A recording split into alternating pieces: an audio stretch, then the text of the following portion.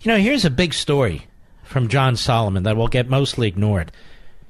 From The Hill, Mueller, remember him? Hauled before secret FISA court to address FBI abuses in 2002, Congress told. This caught my attention. Robert Mueller, the former FBI director and current special prosecutor in the Russia case, writes John Solomon, once was hauled before the nation's secret intelligence court to address a large number of instances in which the FBI cheated on sensitive surveillance warrants, according to evidence gathered by congressional investigators. This guy is unbelievable, his abuses of power. For most of the past 16 years, Mueller's closed-door encounter escaped public notice because of the secrecy of the Foreign Intelligence Surveillance Court. But thanks to recent testimony from a former FBI lawyer, we now have a rare window into documented abuses of FISA warrants, and how the courts handle the matter. The episode is taking on new significance as Mueller moves into the final stages of his Russia probe, while evidence mounts that the FBI work preceding his appointment as special prosecutor may have involved improprieties in securing of a FISA warrant to spy on Donald Trump and his campaign in the final weeks of the 2016 campaign. The sin that plagued the FBI 2 decades ago under Mueller, and that now lingers over the Russia case, involves the omission of material facts by agents applying for FISA warrants in sensitive counterterrorism and counterintelligence cases. Such omissions are a serious matter at the FISC, that is the FISA court, because it's the one court in America where the accused gets no representation or chance to defend himself. And that means the FBI is obligated to disclose evidence of both guilt and innocence about the target of a FISA warrant. So where are these federal judges now? Where are these federal judges now when it comes to the abuse of the FISA warrant process against the President of the United States and his campaign? Tricia Anderson, who recently stepped down as the FBI's principal deputy general counsel, told House investigators last year in an interview that early in Mueller's FBI tenure, nearly 2 decades ago, the FISA court summoned the new director to appear before the judges to address concerns about extensive cheating on FISA warrants. Quote, "It preceded my time with the FBI, but as I understood it, there was a pattern of some incidents of omission that were of concern to the FISA court that resulted in former Director Mueller actually appearing before the FISA court," she told Congress.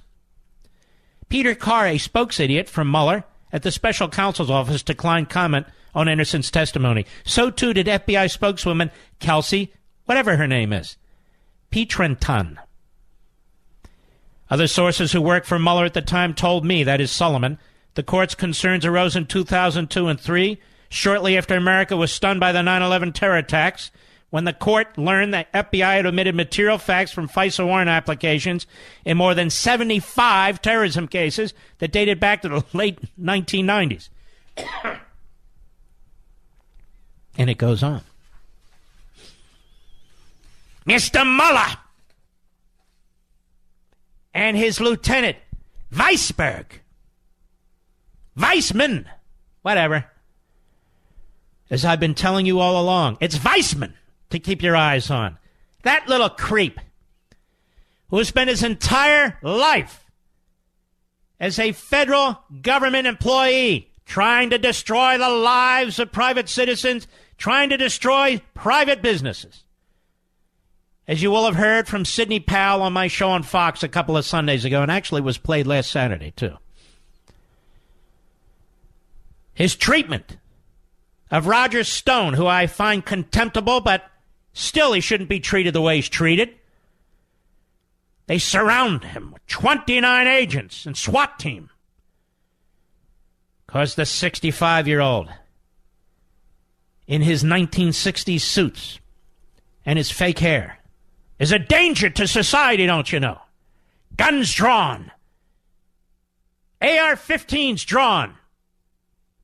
On Roger Stone, is this a joke? And Manafort, same thing. The Merrill Lynch executives, 4 of them, same thing. This man is never held to account. Weisman. Never held to account. What they did to Anderson, Arthur Anderson, destroyed a company that employed 85,000 people. The Supreme Court reversed the conviction 9-0. And Mr. Mueller still found Weisman to be such a great lieutenant. Now, I want to underscore something I've been telling you for the past few months. Mueller's office leaks, and it leaks a lot, and Weisman is the major leaker. And Mr. Whitaker, the acting attorney general, is a gutless wonder. They beat him up pretty good in the press. They beat him up pretty good in Congress. And we have a report now that, in fact, CNN was tipped off by Weisman about the arrest of Roger Stone. There it is. It's public. It's been in the paper. What's Mr. Whitaker going to do about this? Are we going to have a leak investigation in Mr. Mueller's office? Or is he so much the coward? A leak investigation in Mr. Mueller's office will uncover a whole bunch of leakers, particularly Mr. Weisman. And this will be one of the reasons why the media have been so kind to Mr. Mueller and Mr. Weisman and all the other Democrats that Mr. Mueller employed to go after the president and the people who have been around him or have been even distantly around him. And the second reason, of course, is they want to destroy Trump. Again, look how the media treated Ken Starr. They had cameras at his house. They shoved those cameras right up his nostrils. Excuse me. They questioned Ken Starr's objectivity. They questioned whether he was too aggressive. They questioned whether there were any conflicts. Question. When he would wake up in the morning and leave the house to go to work, there were the media cameras. Have you ever seen that done once to Robert Mueller? Even once? Mr. Weisman is now a controversial figure. Have you ever seen them bring a camera crew to his house? No. Because he leaks to them. He's their guy.